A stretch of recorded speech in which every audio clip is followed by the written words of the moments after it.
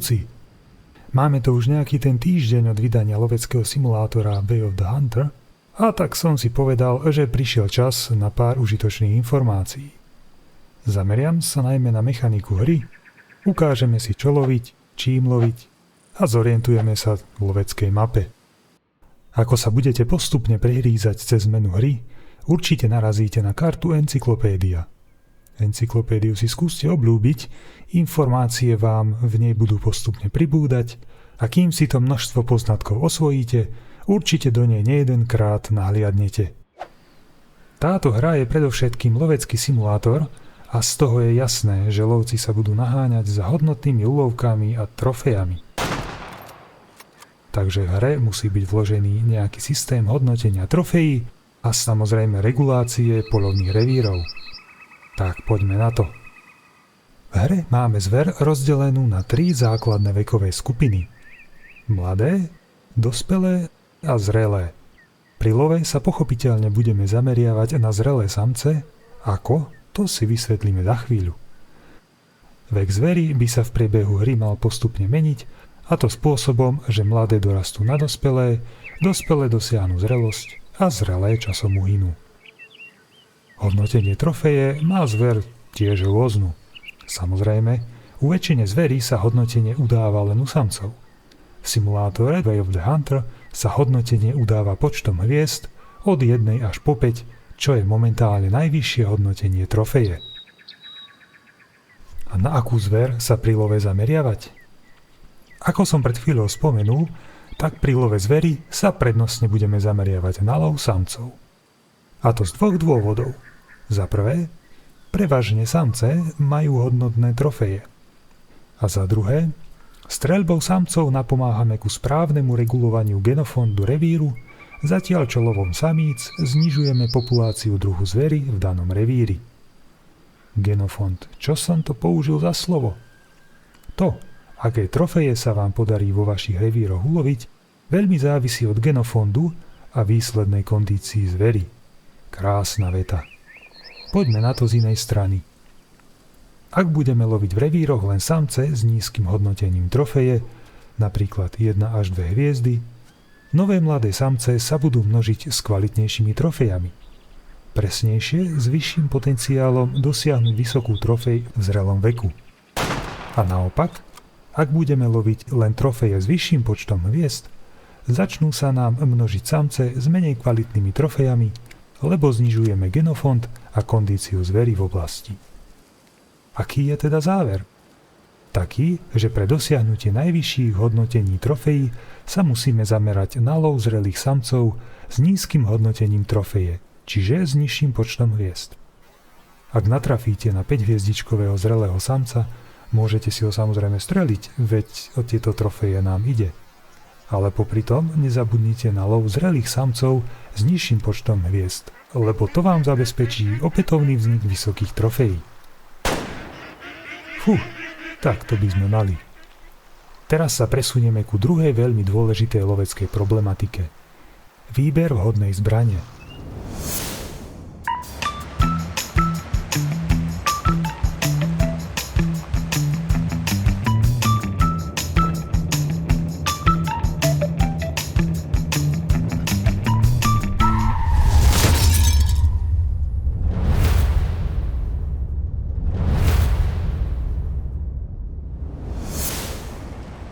Auto je síce občas považované za zbraň, ale pri love zvery to zjavne nie je etický spôsob, takže takto určite nie.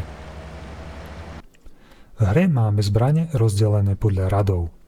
Aktuálne je to rad 1 až rad 6. Tieto rady napomáhajú výberu zbrane pre konkrétny druh zvery, ktorá je tiež rozdelená podľa týchto radov. Čiže do radu 1 spadá hlavne vtáctvo, a do radu 6 napríklad medveď alebo los. Ale pozor, okrem radu zbrane tu máme ďalší kľúčový parameter a tým je energia strely, alebo tiež niekto hovorí energia zásahu. Udáva sa v džavloch a pre každý druh zverí je určený optimálny rozsah energie strely. Čo to v praxi znamená? Povedzme, že ideme loviť medveďa. Zoberieme si kaliber 338, puška je radu 6, Takže super.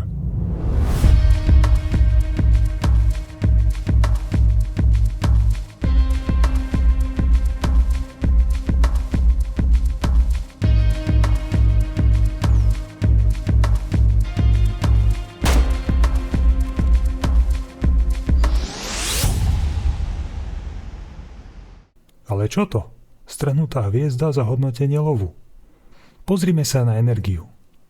Medveď má povolenú energiu 2889 až 4911 joulov. A my sme to doňho napálili energiou 5912 joulov. Čo mu spôsobilo nadmerné poškodenie a znehodnotili sme čas úlovku. Táto energia strely, alebo energia zásahu, však so vzdialenosťou klesá.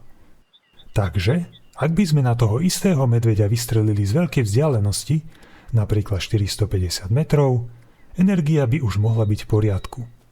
Teraz ťažký hlavolam. To si vážne musím pamätať každý rozsah energie pre každý druh zvery? Nuž, ak hráš napríklad na prednastavenej obtiažnosti, čiže obtiažnosť dobrodruh, tak povolená energia sa ti pri zameraní zbrane na cieľ a použití poľovníckeho zmyslu zvýrazní sfarbením parametru energie na takú, povedzme, oranžovejšiu farbu. Dôležitá poznámka. Tak ako môžeš puškou radu 6 poškodiť úlovok zvery radu 6, takisto môžeš aj iný rad pušky použiť na iný rad zvery a úlovok tým nepoškodíš. Typický príklad je vtáctvo, ktoré je síce radu 1, ale okrem brokovnice môžeš použiť aj kaliber 22, ktorý je z pušky radu 2, ale ak si odsleduješ povolenú energiu strely a neprepáliš to, úlovok nepoškodíš. Čo je skvelé, lebo vtáctvo môžeš loviť aj na diaľku a nemusíš sa plaziť na 25 metrov na dosah brokovnice. Pristavím sa ešte pri rozhraní loveckej mapy. Stretol som sa totiž občas s názormi, že mapa nie je dobrá, ikony zvery nezodpovedajú lokalitám, kde zver chodí piť, odpočívať a podobne. Mne táto mapa príde logicky prepracovaná. Hneď ukážem prečo. Zoberme si tú ikonu jeleníka. OK.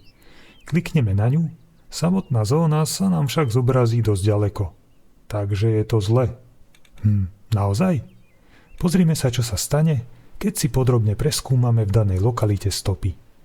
Modrými stopovacími značkami som vyznačil cestičku medveďa, ako smerovala medzi danými oblastiami. Jednoznačne sa nám ukazuje, že zobrazenie ikony zvery po objavení niektorej oblasti potrieb nám vlastne napovedá lokalitu, v ktorej sa budú vyskytovať ďalšie oblasti. Takže ak máme napríklad tu oblasť pitia, s veľkou pravdepodobnosťou približne v tejto lokalite nájdeme ďalšie oblasti tohto stáda alebo jedinca. Spomenul som lovecké značky. Pristavme sa ešte na chvíľu pri nich. Máme totiž na výber dva typy. Prvý je tzv. Prieskumná značka. Túto značku môžeme umiestniť na mapu len jednu. A pri označení novej lokality sa premiestní na nové označené miesto. Ďalším typom je stopovacia značka. Ako názov napovedá, táto značka je výborná pomôcka pri stopovaní zvery, a to či už pri hľadaní zvieracích cestičiek, alebo pri dostopovávaní streleného kusu. Stopovacích značiek môžeme na mape použiť až 100, následne nové značky začnú premazávať tie staršie označené. Oba typy značiek, ako sa dočítate v encyklopédii, je možné značiť ako v rozhraní mapy, tak aj priamo pri love. Čo by som povedal na záver? Lovecký simulátor Way of the Hunter ma príjemne prekvapil svojou snahou o prepracovanie loveckých detailov a ak si vývojári dajú záležať, môže byť výsledkom odladený lovecký simulátor s prepracovanou mechanikou a množstvom ďalšieho obsahu. Tak im držme palce a vám všetkým prajem úspešný lov.